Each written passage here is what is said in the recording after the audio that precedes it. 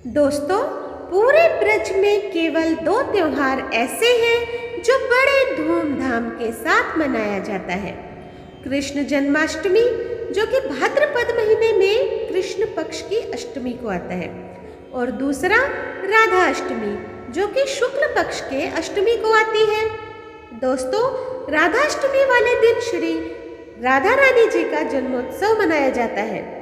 इस खास अवसर पर पूरे ब्रज में धूम मची होती है।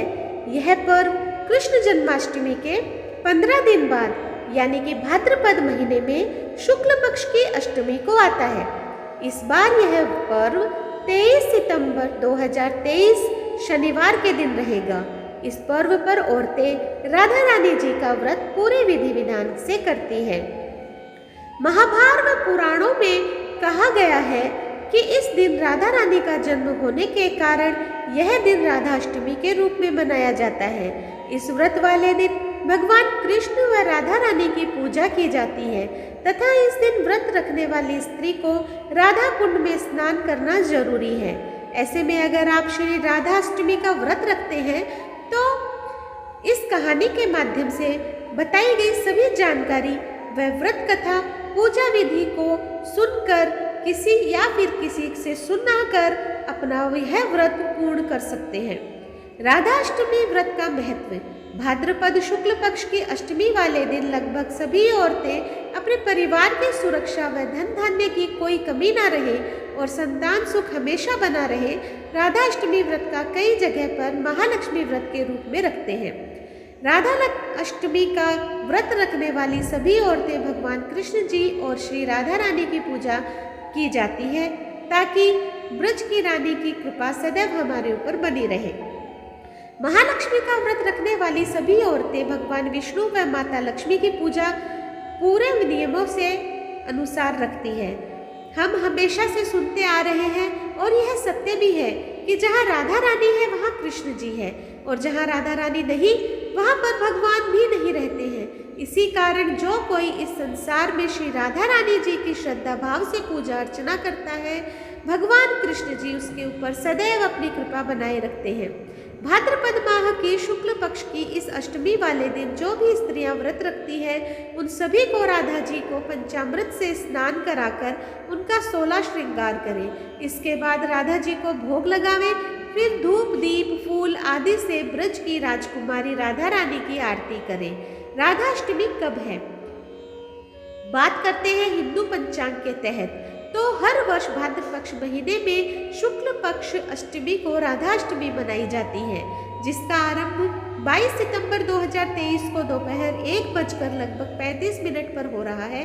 23 सितंबर 2023 को दोपहर 12:27 तक समाप्त हो रही है। इसलिए राधा अष्टमी का त्योहार 23 सितंबर 2023 शनिवार के दिन बड़े ही हर्षोल्लास के साथ मनाया जाएगा।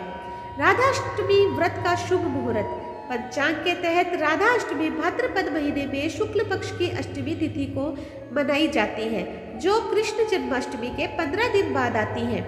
इस साल यह पर्व 23 सितंबर 2023 शनिवार के दिन बड़े धूमधाम के साथ मनाया जाएगा। भाद्रपद अष्टमी का आरंभ 22 सितंबर को दोपहर 1:35 पर और समापन 23 सितंबर दोपहर 12:17 पर होगा। द्वापर युग में जन्म लेने से पहले राधा रानी जी अपने निजी स्थान गोलोक में निवास करती थी। एक दिन राधा जी किसी काम से गोलोक से बाहर गई हुई थी। उसी समय श्री कृष्ण जी अपने सबसे प्रिय सखी विराजा के साथ गोलोक में घूम रहे थे। राधा जी ने यह बात सुनी तो वह बहुत क्रोधित हुई और तुरंत कृष्ण जी के पास आई और बुरा भला कहने लगी। कृष्ण जी को बुरा भला कहते देख कान्हा जी का मित्र श्रीदामा को बहुत ज्यादा बुरा लगा और श्रीदामा ने राधा जी को पृथ्वी पर जन्म लेने का श्राप दे दिया। राधा रानी को इस तरह से बहुत ज्यादा क्रोधित देखकर विराजा ने नदी का रूप ले लिया और वहां से चली गई। इस श्राप के बाद गुस्से में आकर राधा जी ने श्रीदामा को राक्षस कुल में जन्म लेने का श्राप दिया।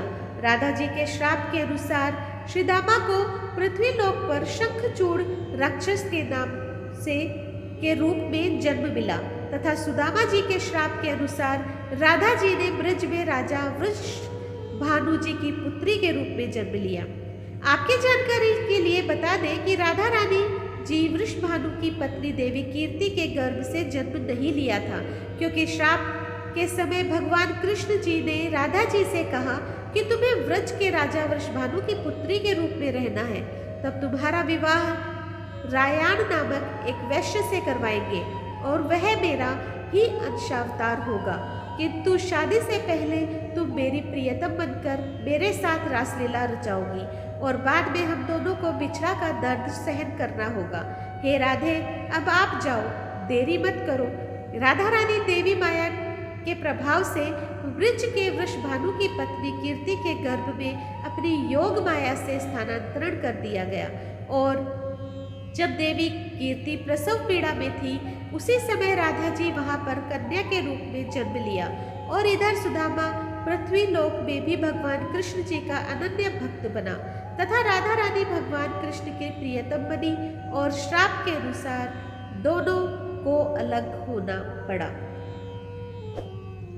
तो दोस्तों, आज मैंने आप लोगों को राधा अष्टमी व्रत की कथा, महत्व और पूजा विधि बताई है। आप लोगों को कैसी लगी मुझे कमेंट बॉक्स में ज़रूर बताइएगा और जो लोग मेरे चैनल पे नए आए हैं प्लीज़ सब्सक्राइब कर दीजिए, लाइक कीजिए और शेयर कीजिए अपने दोस्तों और परिवार में और इसी तरह मेरा सहयोग करते रहें।